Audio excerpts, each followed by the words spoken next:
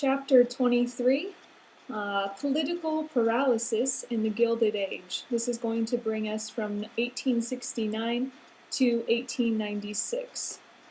So, in the intro here, we see that despite the fact that over 600,000 people died during the Civil War, the post-war population was actually increasing. It was booming. We see a lot of immigration, and actually the United States becomes the third largest or the third most populous Western country. We're just right behind Russia and France. But the time after the Civil War, kind of the 30 years after the Civil War, we call it the Gilded Age. This is definitely a time of corruption, waste, extravagance, and a lot of people who had spilled their blood for the Union had envisioned this kind of ideal America. They were very much disillusioned by what actually happened after the war. Section A, the Bloody Shirt elects Grant. So we're talking about presidential election here. So the people were very much annoyed, you could say, with all the fighting that had taken place between the Republican Congress and the Democratic President Johnson. Remember, they had tried to get him impeached. It was just kind of a mess. People were just kind of over it. They wanted someone who was outside of D.C., someone who was outside of politics to become president.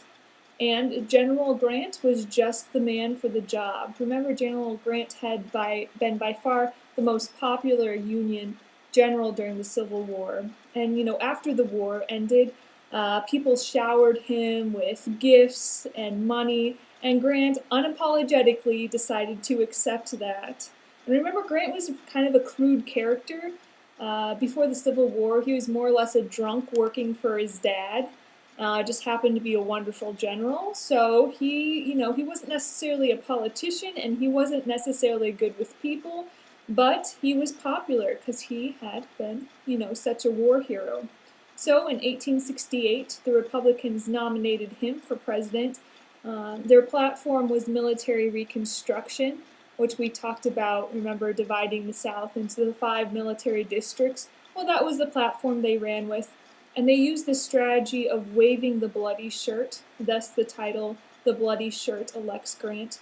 And this strategy of waving the bloody shirt was really reminding people of the horrors of the war, that the Republicans had fought and won the war, and really kind of presenting Democrats in any form as the traitors, right? The people who had we had fought against. So using the strategy of waving the bloody shirt, Grant actually ends up winning. The Democrats in the 68 election, they nominate Horatio Seymour from New York. And Grant, like I said, he does win. In the Electoral College, Grant gets 214 compared to Horatio Seymour's 80. So it seems like Grant won by a lot, but actually, when we look at the popular vote, Grant only wins by about 300,000, keeping in mind that the southern states of Mississippi, of Texas, and Virginia hadn't re-entered the Union yet. So had, Mississippi, Texas, and Virginia been a part of the Union, it's most likely Grant would have lost. So Republicans realizing this, they realized that to keep their power, that they had to ensure that the freemen in the South, or the emancipated blacks, weren't prevented from voting. So that became something that was kind of on their radar after the 68 election. All right, Section B, the era of good stealing. Remember, like I said in the intro, a lot of corruption is going to be going down, and the next 2 sections here are going to be looking at some examples of that corruption. Okay, so although the majority of business people and of government officials, they were decent folks, they were honorable, we had some skunks, okay? We had some corrupt folks that kind of made a big stink. Okay? An example of this, people would sell fake railroad bonds. Judges and legislators would take bribes. That was not by any means unheard of. And then more particularly, we have an example of Jubilee Jim Fisk and Jay Gould. And what they were millionaires who were partners in crime. An example of what they would do is they had this scheme, it was unsuccessful, to kind of corner the gold market. So this is what they did. They spent a number of weeks buying up as much gold as they could possibly get. And then they bribed President Grant's brother-in-law to get President Grant to keep the Treasury from selling any gold. So if the Treasury refused to sell gold, the price of gold is going to go up because the demand for gold is going to go up.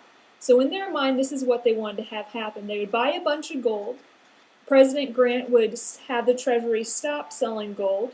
The price of gold would go up, and then they would more than willingly sell their gold at a huge profit. So that's what they had in mind.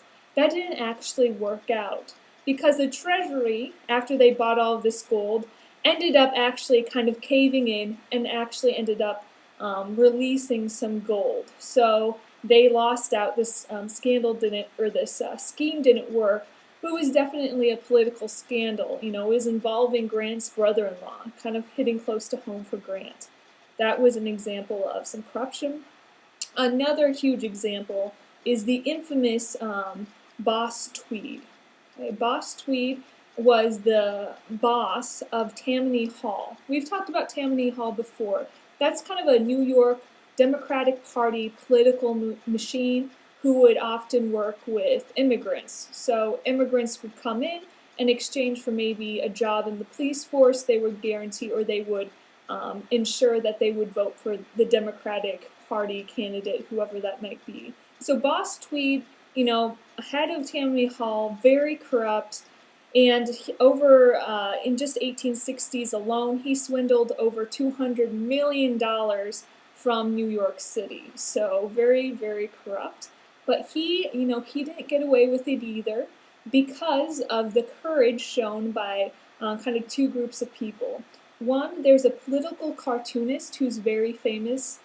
His name is Thomas Nast. Okay, Thomas Nast was not afraid of Boss Tweed. He would publish cartoons that would really show Boss Tweed in his true light, in his corrupt nature. So Thomas Nast, and finally the New York Times, published some very damning evidence of the corruption of Boss Tweed. And although New York Times was offered $5 million not to publish this evidence, you know, the New York Times, being very honorable, went ahead, published it, and then Boss Tweed was caught and actually died in jail. But still, he's a big example of the corruption that was going on, you know, in the North. You know, North and South, corruption everywhere. Section C, a carnival of corruption. So we're going to be talking about some corruption here in the federal government. There's lots of examples, so just hold on with me here. So people would bribe Grant right and left for jobs, and Grant was more than willing to do so. You know, he liked to make money. In fact, several dozen of Grant's family ended up on the public payroll. So a lot of Grant's family got a federal job. One of the big scandals we see with the federal government is the Credit Mobilier scandal. Okay. Credit Mobilier was the name of a construction company that was hired to build the Union Pacific Railroad. And this is what they would do. Okay, they would, perhaps charge the U.S. government $30,000 to build 10 miles of railroad. However, it only took maybe $1,000 to build that chunk.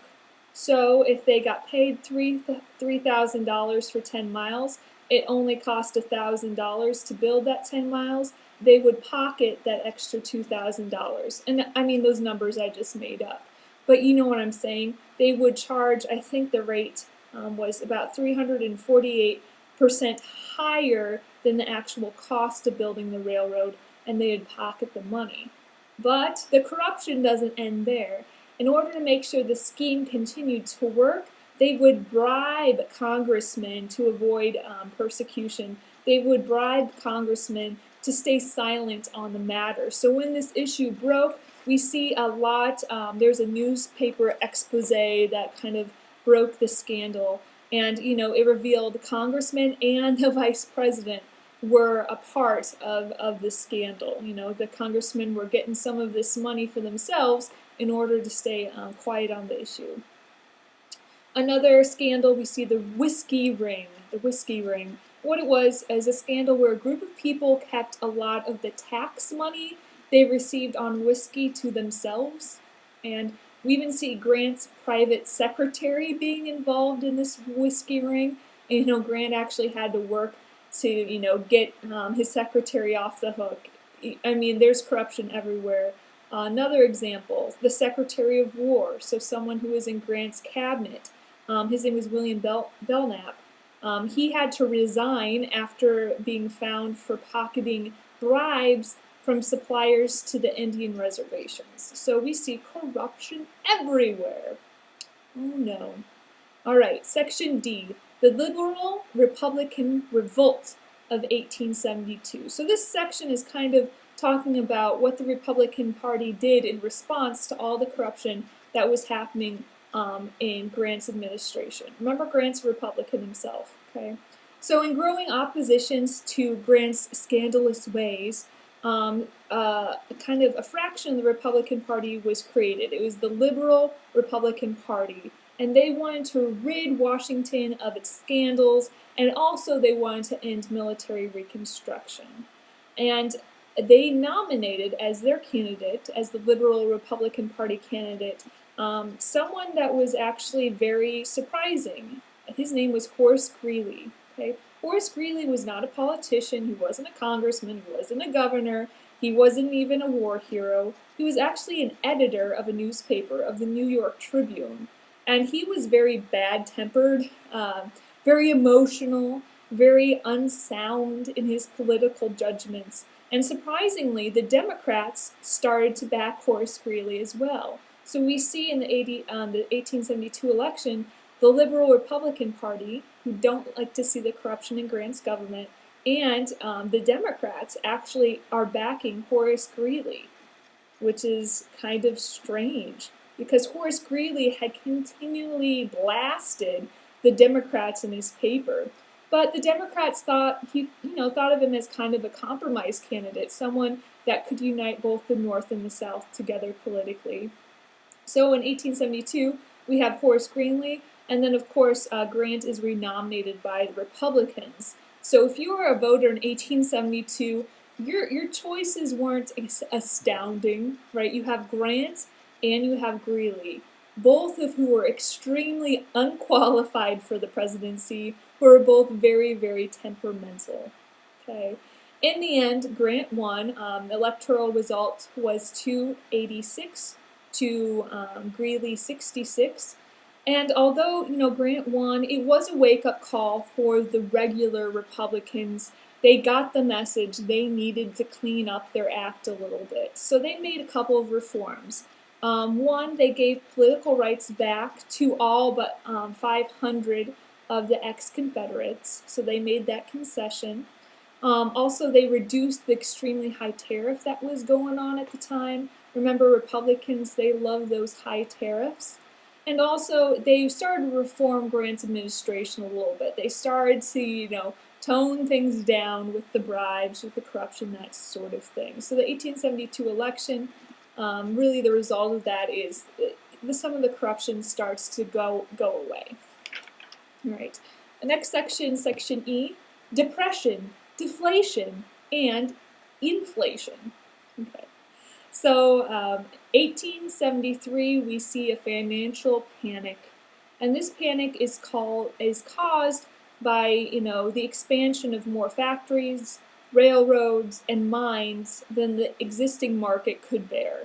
Okay, so banks were making a lot of loans to railroads, to mines, to factories, giving people money for land, and when profits didn't appear from these endeavors, they couldn't no one paid the loans back. So when you don't pay the loans back, that causes banks to collapse. And when banks collapse, that is a bad thing. So this panic of 1873 caused about 15,000 American businesses to go bankrupt.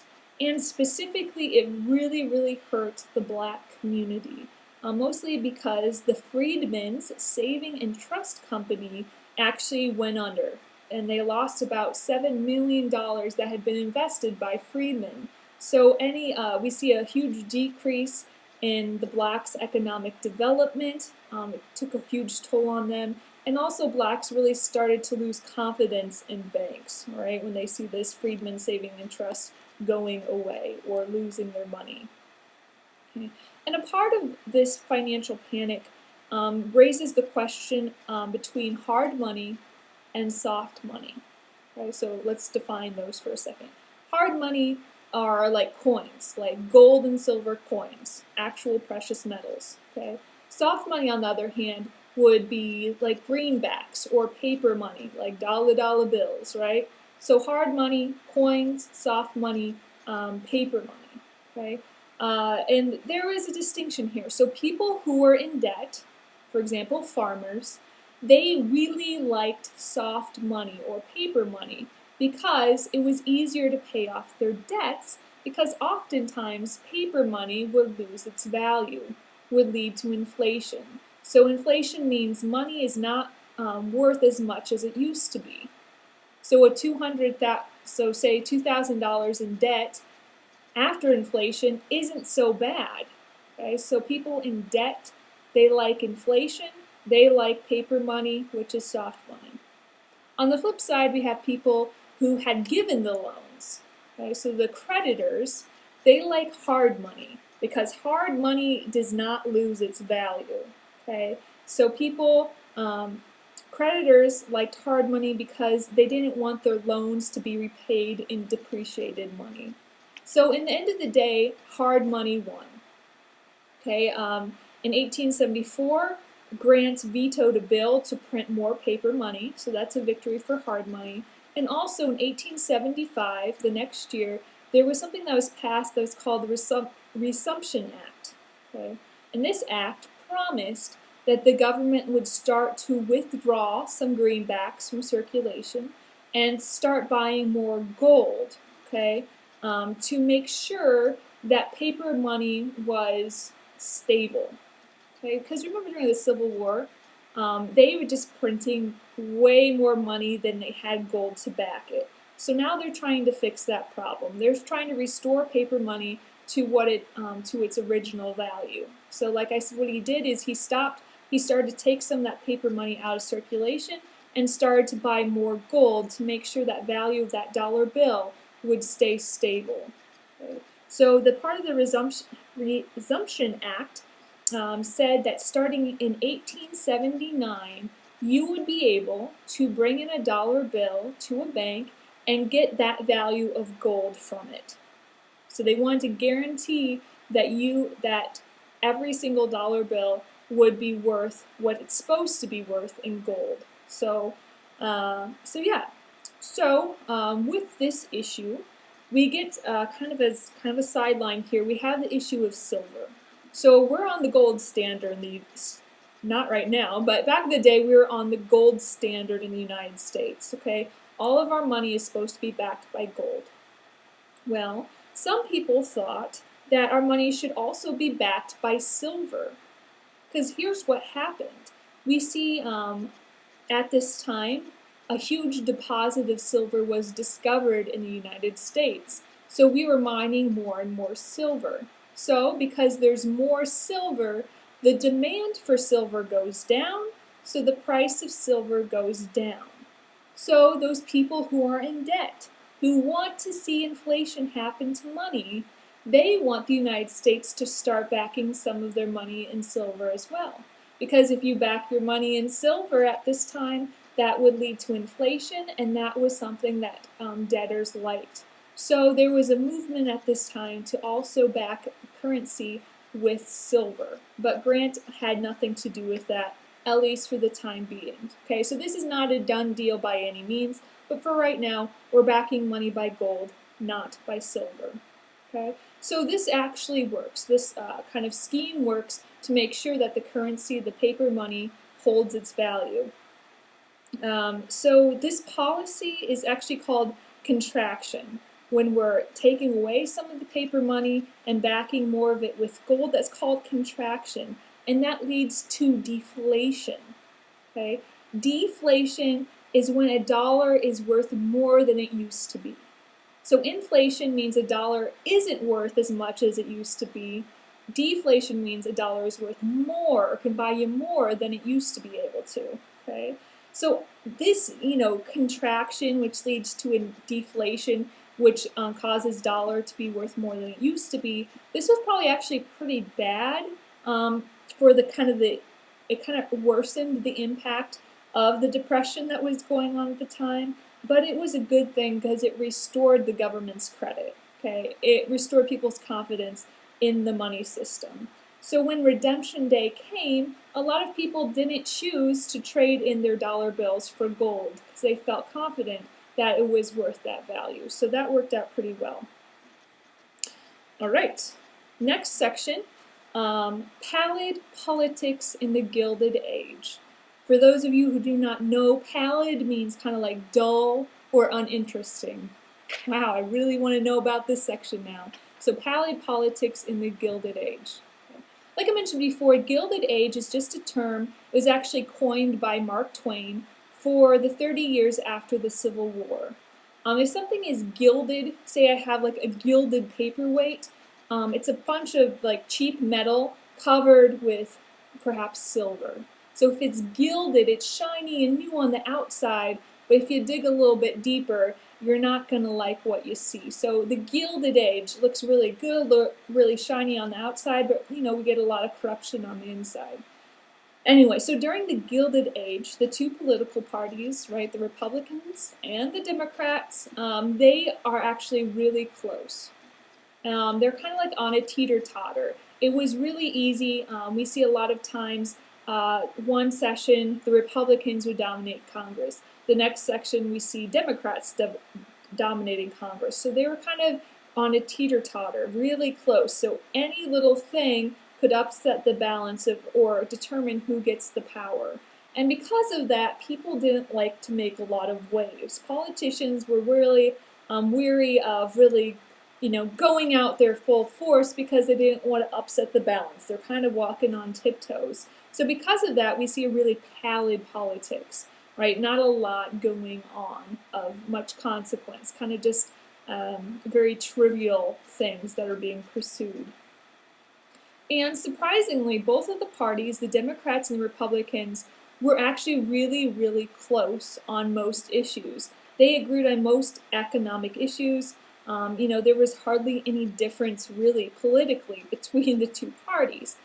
But at this time, kind of surprisingly, we see kind of a hyper-competitiveness between Republicans and Democrats. People were fiercely loyal to their political party. There was huge voter turnout, about 80% voter turnout on election day, which is a huge percent. 80% of the people who could vote would vote. That's crazy. That's a big number. And ticket splitting was very rare. A lot of people voted what we call straight ticket. So they would vote for all the Republican candidates. It's not like they would look at each individual candidate and vote maybe Democratic for this senator, but Republican for this congressman, and maybe Democratic for the president, but they would vote Republican for the state senator. So no, they were very loyal to their party. Usually if you were a Republican, you would vote for all the Republican candidates. If you were Democratic, you would vote for all the Democratic candidates, no questions asked. So we see, during the Gilded Age, strong party loyalty, high voter turnout, and really few disagreements on the big issues. There are some disagreements, and we'll look at those, but mostly they were on the same page. So kind of why this paradox? Why are people so fiercely Democrat or Republican if they're so similar, especially at this time?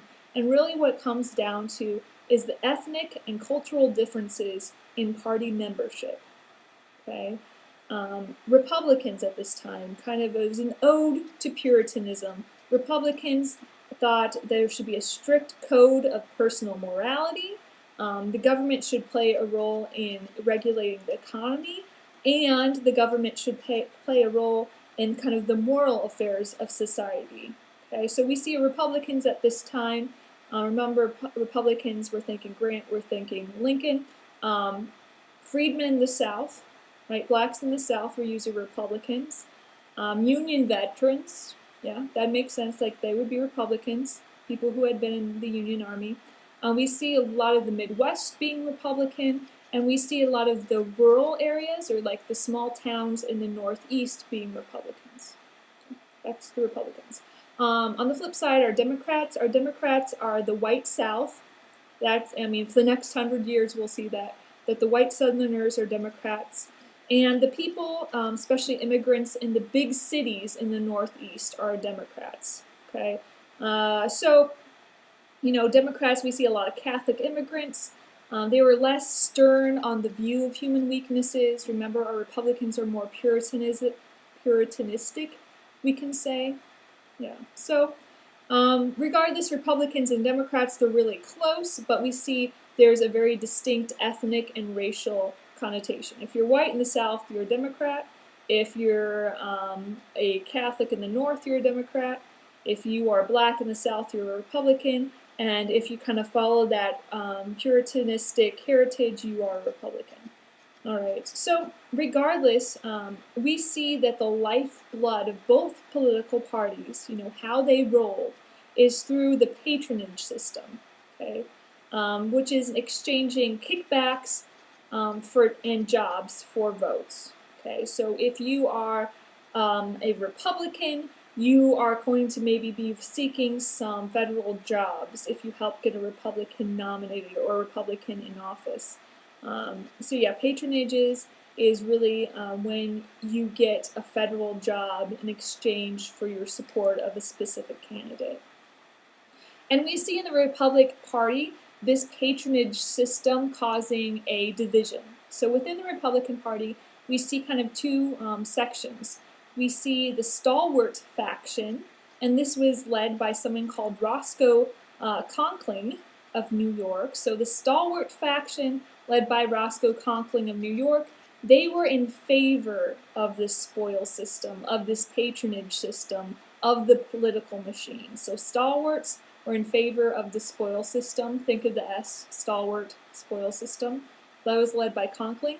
And then on the flip side, the other division within the Republican Party, we see they're called the half-breeds. Okay? Half-breeds are led by a man named James Blaine of Maine, that rhymes, and he was in favor more of civil service reforms and a merit system, getting rid of that corruption with the spoils system. So we have stalwart led by Conkling, and they were kind of for the spoils system, and then we have the half-breeds led by Blaine, and they were more in favor of some reform movements of, you know, getting a job based on a merit system. Okay, so we see that starting to happen. And I think this is enough for this video.